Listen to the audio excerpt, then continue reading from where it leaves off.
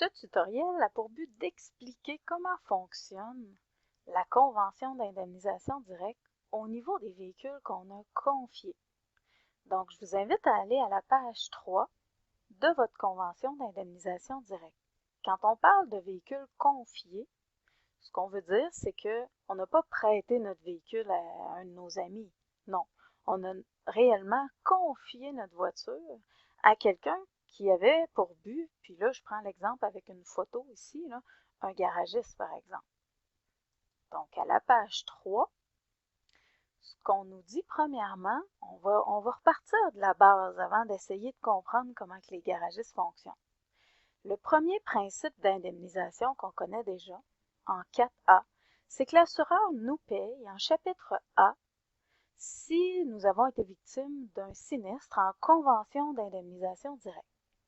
Donc, je suis au volant de mon propre véhicule, je me fais frapper par un deuxième véhicule ici au Québec, la convention s'applique, mon assureur doit me payer mes dommages en chapitre A, et ce, sans franchise, pour mes biens transportés, pour la location de véhicule que je veux faire et pour les dommages à mon véhicule. Tout ça, c'est recevable. Même si je n'ai pas de chapitre B2 dans mon contrat d'assurance, ça n'a pas d'importance, c'est mon chapitre A qui paye. Maintenant, la nouveauté, c'est le point B. C'est là qu'on s'attaque à cette portion de la convention d'indemnisation directe. Au point B, on dit que l'assureur paye en chapitre A si son assuré n'était pas en contrôle de son véhicule, car il l'avait confié. Je prends le même exemple que ma photo de tantôt. J'ai confié mon véhicule à un garagiste.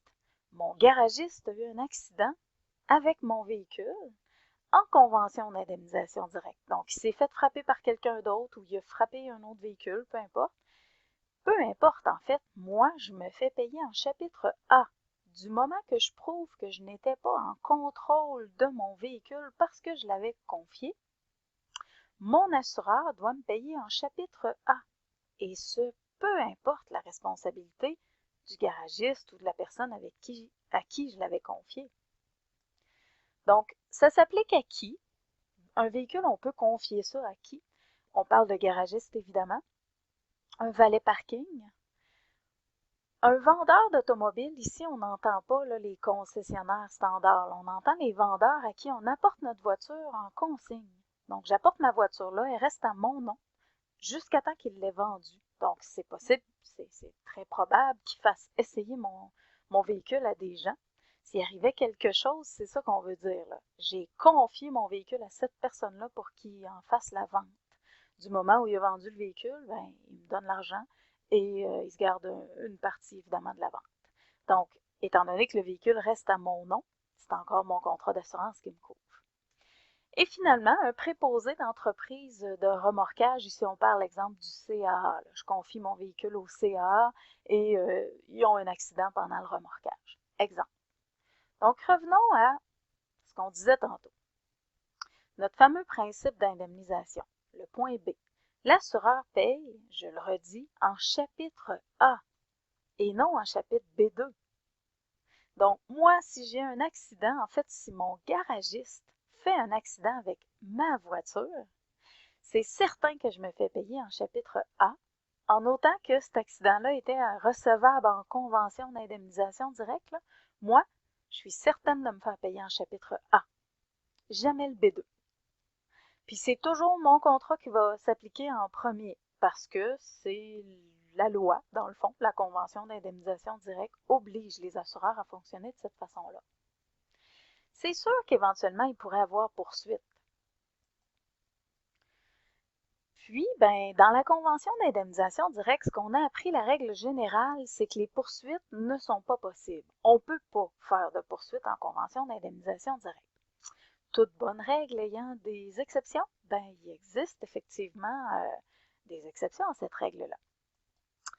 Donc, c'est à la page 5 qu'on retrouve les exceptions. La subrogation, elle est possible contre toute la même liste qu'on vient de voir, dans le fond. Ceux à qui on a confié notre voiture, là, garagiste, valet parking, vendeur d'automobile, préposé d'entreprise de remorquage, tous ceux-là, s'ils font un accident avec ma voiture, je vais pouvoir les poursuivre. il existe d'autres possibilités, donc propriétaire d'un véhicule tractant, propriétaire d'un véhicule exempté qui n'est pas assuré. C'est pas le sujet du tutoriel, donc on finit là-dessus. Le point principal dont on doit se souvenir dans la subrogation, c'est que pour poursuivre quelqu'un, ce quelqu'un-là doit être responsable. Donc, mon fameux garagiste, si je veux être capable de le poursuivre, il doit être responsable de l'accident.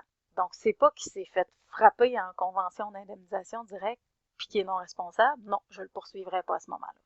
C'est que c'est lui qui a frappé quelqu'un. Il est 100% responsable en convention d'indemnisation directe.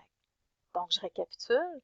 Mon garagiste fait un accident 100% responsable avec ma voiture en convention d'indemnisation directe.